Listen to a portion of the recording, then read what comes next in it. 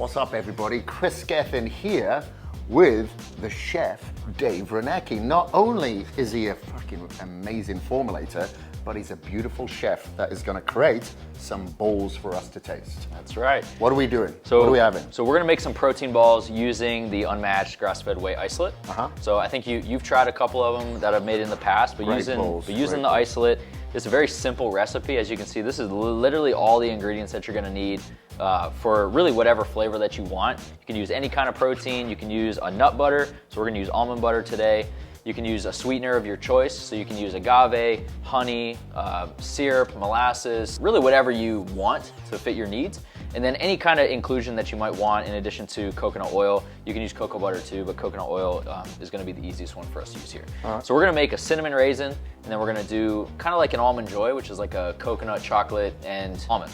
All right. So, okay. All right, so we'll get started with doing the cinnamon raisin flavor first. Okay, so we're gonna use the vanilla base. Now you can make this and basically scale it to whatever size batch that you want. But we're gonna weigh out probably like 100 to 150 grams or so of the isolate. So like 3-4 scoops or Yeah, something? 4 or 5 scoops. This is a high protein bowl. Yeah, so probably per ball, you're probably gonna look at maybe 4 grams of protein, per ball. So they are calorically dense, but you are gonna, obviously know exactly where all the ingredients are coming from. You're gonna get maybe 4 grams of carbs, maybe 3 grams of fat, per ball. So it's not something that you should, eat 20 of them at a time, but you can eat a couple and, and then go about your day. Yeah, because if you want to just people are getting cravings, they want to have like chocolate or something bad, have that because it'll be healthier. Right, exactly. So we've got 150 grams of the isolate here in the bowl. Put this over here. Now we're just gonna zero out the scale, and then we're gonna add the almond butter. So this is basically gonna be your binders. So this is just regular, unsalted, creamy almond butter. We're gonna do about 100 grams of this. So this adds to the flavor, but it also adds to some of the texture and consistency. Again, you can use peanut butter, you can use cashew butter, which is really good and smooth, pretty neutral as a flavor too.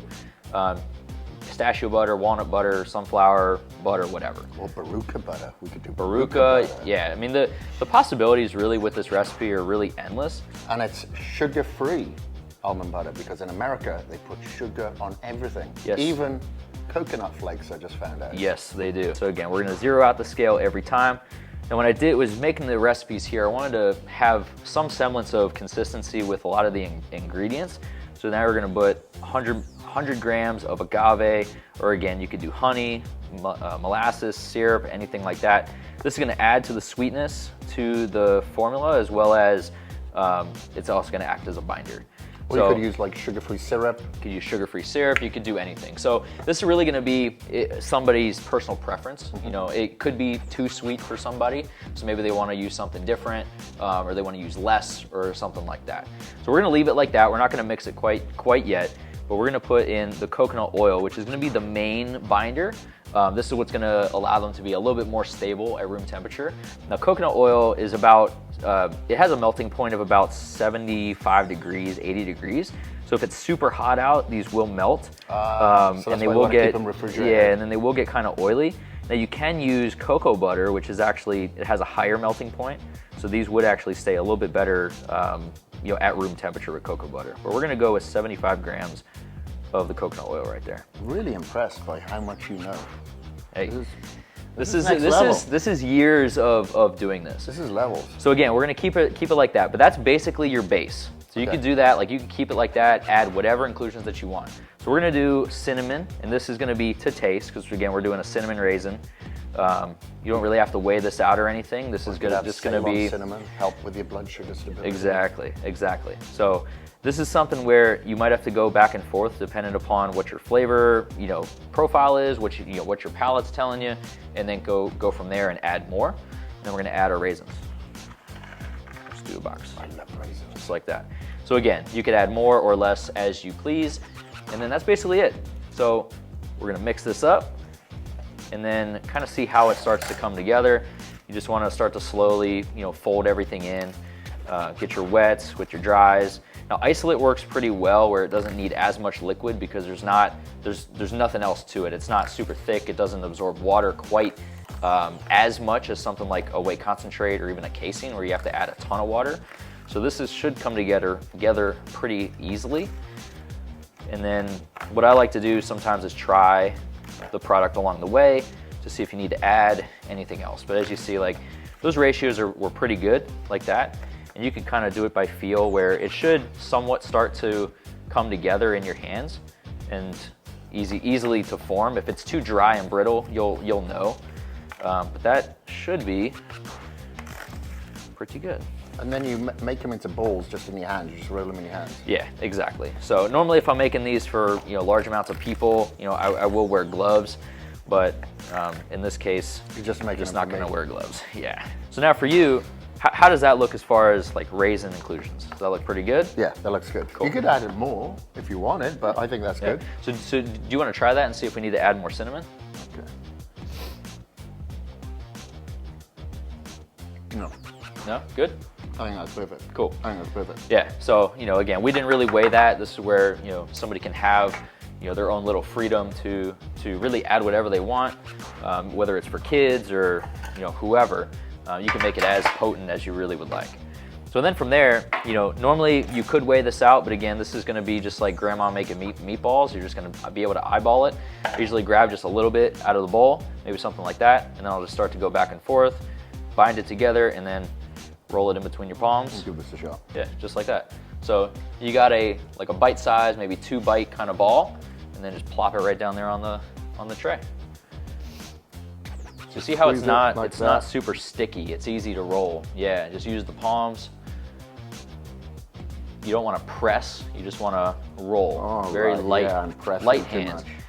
Yeah, we're not making a puck. We want to make a circular ball. Just something like that. Okay, got it. Yeah, super simple.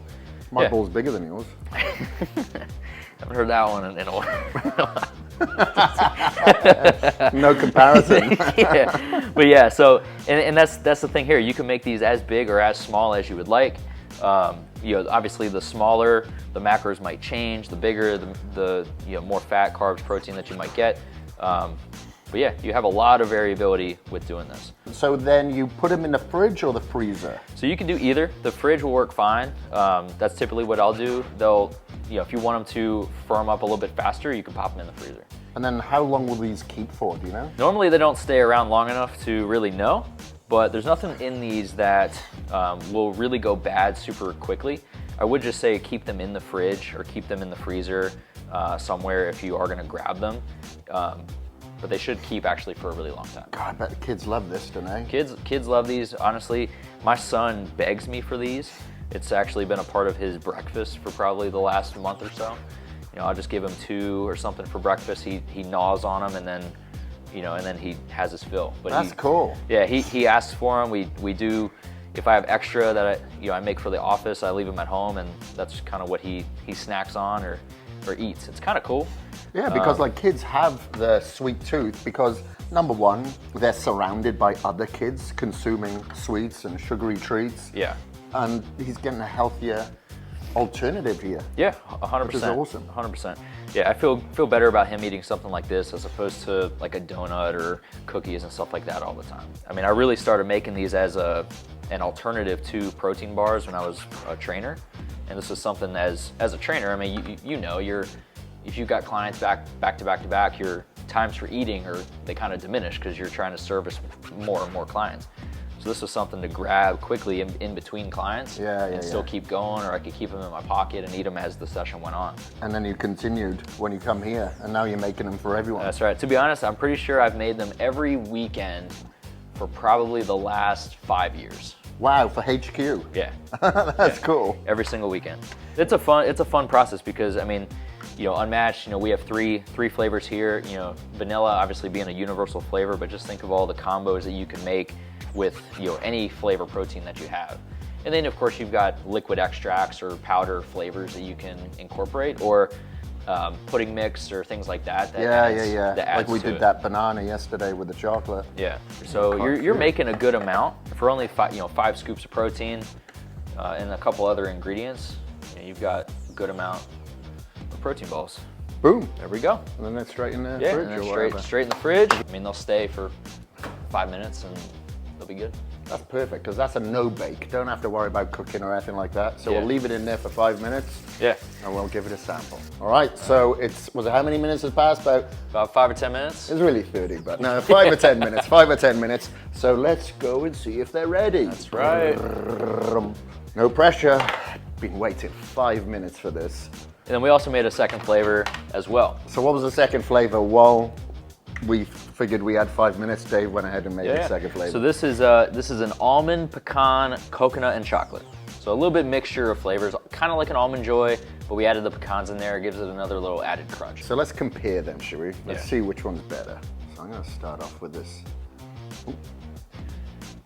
So I will say, if you are using a pan, use tin foil or parchment paper, because they will stick to just like a regular pan. So that's what happened here. We just didn't have any. But tin foil or parchment, it'll be good. That's my flavor. Yeah? That's my flavor. Yeah. That's good. You want to try it? Yeah, this is probably definitely going to be mine too. I like a multitude of flavors, you know, in these. That's good. That's good. I like the crunch in there. This is chewy. It's nice. But I like the anger with the nurturing combined in that bad boy. All right, thank you very much, Dave. I'm gonna go home with your balls in my mouth. There we go. Really looking forward to that. Get through TSA, they'll be asking to see your balls.